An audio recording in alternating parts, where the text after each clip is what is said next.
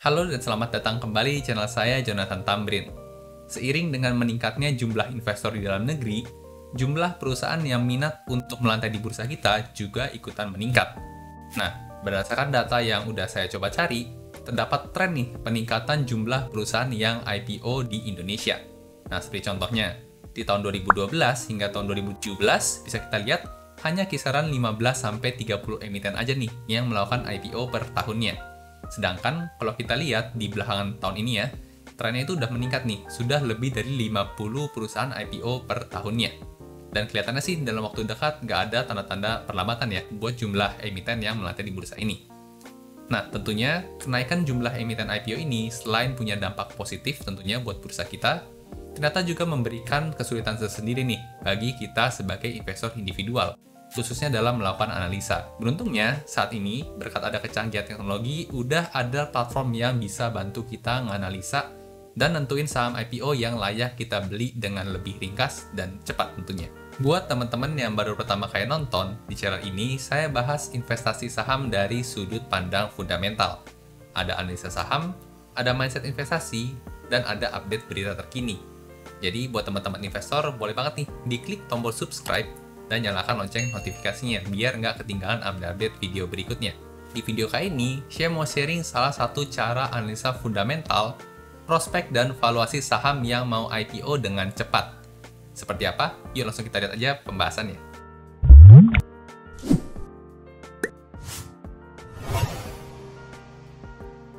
Seperti yang saya katakan di awal, dalam melakukan analisa cepat ini, kita akan dibantu salah satu platform investasi, yaitu Stockbit. Nah, buat teman-teman yang belum tahu, Stockbit ini merupakan salah satu sekuritas tempat kita bisa jual beli saham. Aplikasinya juga mudah digunakan dan termasuk yang jadi andalan saya. Nah, saya suka Stockbit ini karena emang punya fitur yang bisa dikatakan sangat lengkap nih dibandingkan dengan platform lain. Nah, just info juga, broker fee dari Stockbit ini juga tergolong yang paling murah nih. Fee belinya hanya 0,10% dan fee jualnya hanya 0,20%. Daftarnya juga full online dan gratis 1x24 jam sudah selesai dan bisa langsung transaksi. Nah, transaksi di Stockbit ini juga aman banget karena udah diawasin oleh OJK dan IDX ya, teman-teman. Oke, kita lanjut. Tentunya teman-teman perlu daftar dulu ya, biar bisa maksimalin semua fitur-fiturnya. Nah, langkah pertama yang perlu kita lakukan tentunya kita buka dulu aplikasi Stockbit yang sudah terinstal di smartphone kita masing-masing ya. Nah, di sini kita buka, maka muncul tampilan awal seperti ini. Ya, nah di sini kita bisa lihat di bagian atas ada tulisan EIPO ya. Ada LP, ada MORA, ada JARR, ada RCCC, dan ada AMMS. Nah, ini masih belum semua. Di bagian kanan ada tulisan lihat semua, bisa kita tekan di sana. Tapi misalnya nanti di tampilan teman-teman nggak ada nih menu EIPO di atas. Maka teman-teman bisa langsung cari lewat 3 garis yang di pojok kiri atas ini nih. Kita tinggal tekan aja, lalu kita pilih yang EIPO di bawah sini. Nah, maka kita akan disambut dengan halaman yang berisi list EIPO nih, yang bakal berencana listing di bursa kita. Ya, nggak cuma sampai AMMS, di sini ada KRYA juga, ada Aksio, ada HATM, lalu kemudian Dewi, Gula, dan HIL ya. Nah, untuk di video kali ini kita akan coba analisa fundamental, prospek, dan valuasi dengan cepat untuk saham yang Gula ya. Kita akan coba yang Gula dulu. Nah, sini kita tinggal klik aja di sini. Nah, maka kita akan disambungkan ke halaman EIPO Gula ya. Nah, di sini kita bisa lihat ringkasan singkatnya, ada tahap IPO-nya juga, penawaran awal sampai tanggal 15 Juli. Nah, kebetulan untuk penawaran awal sudah lewat ya, tapi kita masih bisa pesan kalau emang tertarik nanti ya di penawaran umum yang di bawah ini nih, tanggal 28 Juli sampai 1 Agustus. Lalu kemudian untuk di bawahnya ada tentang Gula, jadi kalau mau kenalan singkat ya, Gula ini perusahaan apa sih? Nah, di sini kita juga bisa lihat kalau ternyata dia jual gula, lalu kemudian tebu dan sebagainya ya. Nah, di bawah juga ada kode sahamnya, sektor dan subsektornya, bidang usaha, alamat kantornya, website perusahaan, dan ada juga jumlah saham yang ditawarkan nih, sebesar 2,1 juta lot, di mana persentasenya menyumbang 20% dari total saham yang diedarkan. Jadi angka 20% ini dimiliki oleh masyarakat ya, masih bagus lah, nggak terlalu besar sampai tembus 50%. Lalu kemudian juga ada admin penjamin emisinya juga, ada admin partisipannya juga. Nah, pertanyaannya adalah gimana caranya kita mau analisa fundamental, prospek, dan valuasinya dengan cepat nih. Nah, mungkin kalau caranya konvensional, kita akan lihat prospektusnya ya. Di bawah sini ada prospektus, bisa kita download ataupun kita download yang ringkasan prospektusnya. Tapi itu kan cara yang konvensional. Nah, kita akan coba cara yang lebih tidak konvensional ya. Dengan dibantu teknologi atau fitur dari Stockbit ini, kita bisa analisa dengan lebih cepat dan lebih ringkas. Fitur apa yang bisa kita pakai? Kita akan coba tarik ke atas ya, kita akan lihat ke atas. Nah, di sini saya mau kenalin fitur unboxing nih. Ya, di sini ada contohnya, ada unboxing gula. Nah, pelajari prospek IPO gula di sini. Nah, ini akan lebih ringkas dan lebih enak buat kita baca, dan setahu saya baru Stockbit aja nih yang punya fitur yang seperti ini. Platform lain masih belum ada. Nah, kita langsung coba aja ya, kita klik yang unboxing gula ini di sini. Nah, maka akan muncul tampilan seperti di sosial media kekinian gitu ya, dalam bentuk presentasi yang enak dibaca. Nah, di sini di slide yang pertama, kita bisa lihat ternyata kontribusi segmen terhadap penjualan gula ini ya, per tahun 2021, disumbang paling banyak oleh penjualan gula ya, yang mencapai 175,5 miliar rupiah.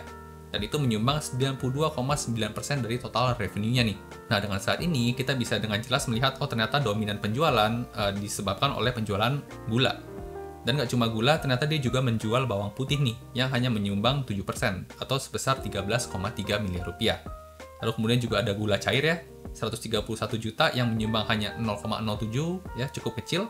Dan yang terakhir ada tebu. Nah, tebu di sini angkanya NA, tapi ada bintangnya, jadi kita bisa cek di bawah ya. Perseroan tidak melakukan perdagangan tebu pada tahun 2021 karena siklus replanting. Ya, panen tebu berikutnya diproyeksikan pada tahun 2022. Nah, jadi dengan baca saat ini cukup jelas nih, kira-kira perusahaan ini tuh bergerak di bidang apa sih? Nah, lalu kemudian ada slide selanjutnya juga, kita tinggal tekan saja.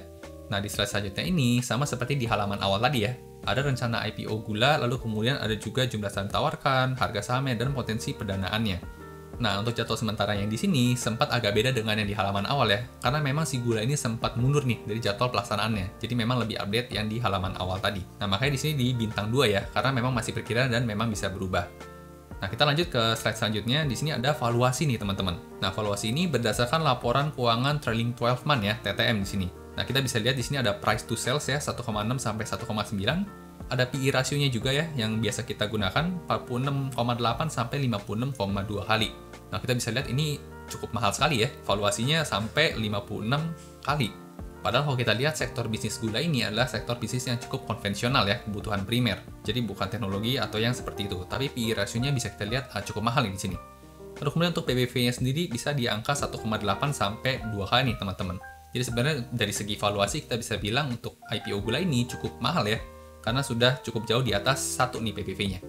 Nah, sini juga ada bintang, kita bisa baca di sini ada perhitungan book value sudah memperhitungkan cash dari IPO. Ya, jadi kita bisa tahu nih angkanya dapat dari mana. Nah, setelah valuasi kita bisa lihat ke slide selanjutnya ada tentang rencana alokasi dana IPO juga nih, teman-teman. Jadi kita bisa tahu duit kita ya digunakan buat apa sih sama emiten.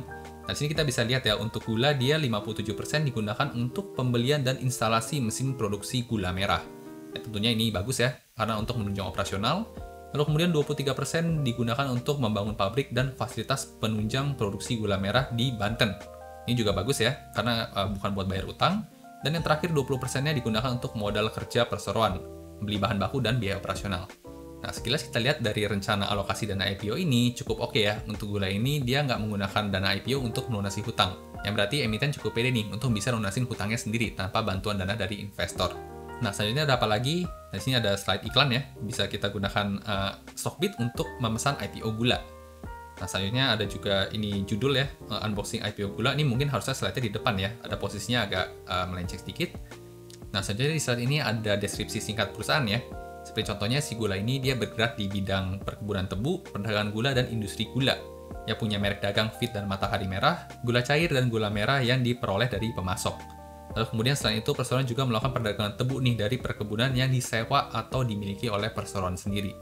Lalu kemudian total luas area perkebunan tebu 152,8 hektar yang lokasinya di Banten. Nah, kita bisa dengan jelas punya dapat gambaran ya, kira-kira ini perusahaan apa sih. Nah, nggak cuma itu, biar kita lebih berwawasan lagi, selanjutnya juga ada penjelasan tentang market share-nya gula nih. Nah, untuk market share gula ini bisa kita lihat ya, untuk penjualan di tahun 2021 ternyata berhasil menjual 16.268 ton nih. Jadi banyak sekali, dan sedangkan konsumsi gula nasional di tahun 2021 itu hanya 6 juta ton aja. Jadi untuk market share perseroan ada di 0,27%. Nah, lanjut ke bagian slide yang terakhir, di sini ada terkait dengan kinerja keuangan si gula ya. Jadi kita bisa lihat pendapatannya selama 3 tahun terakhir ternyata naiknya juga cukup signifikan ya.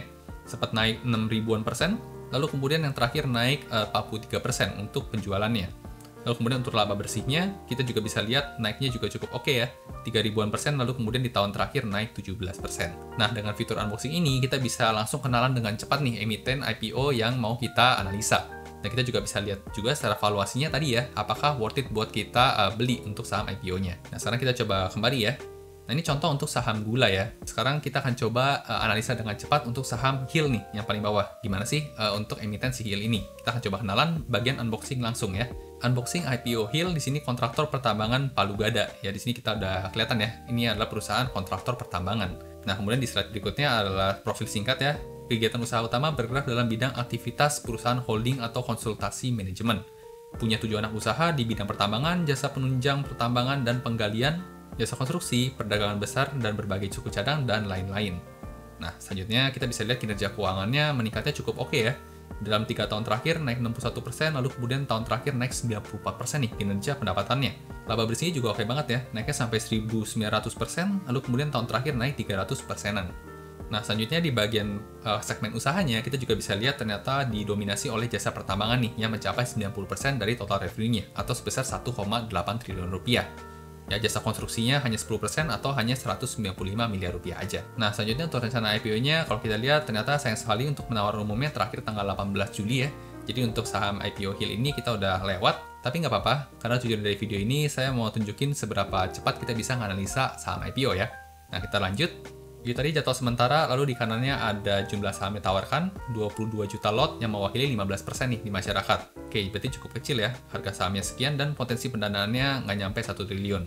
Nah, selanjutnya bagian valuasi ya, kita bisa lihat potensi di sini market cap-nya kisaran 3,7 sampai 5,9 triliun ya. Jadi lumayan gede, nggak kecil-kecil amat nih perusahaan. Price to sales-nya di 1,6 sampai 2,6, ini cukup mahal. PE rasionya di 8,6 dan sampai 13,7 kali ya. Kalau PE-nya di 8,6 mungkin valuasinya bisa dibilang cukup under value, tapi kalau sudah sampai 13 maka cukup over value ya, atau sudah wajar lah harganya.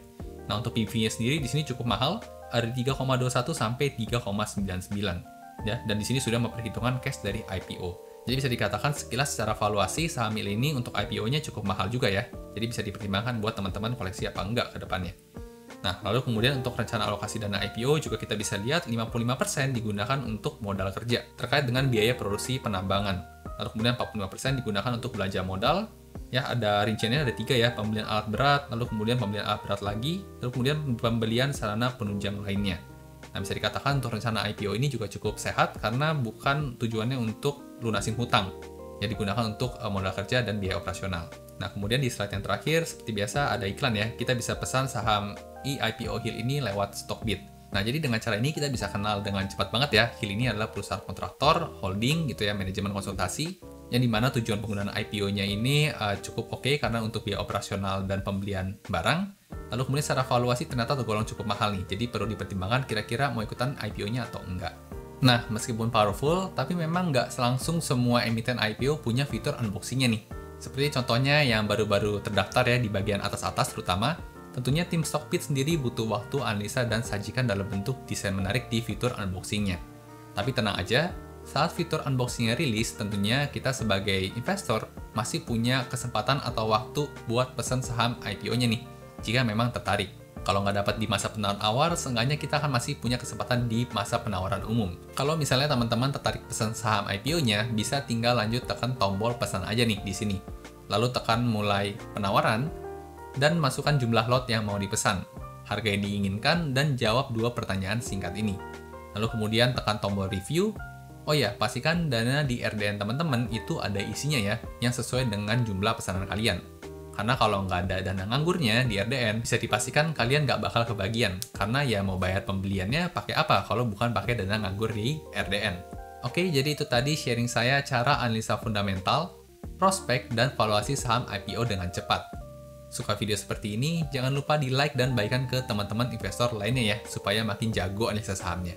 Sampai jumpa di video berikutnya.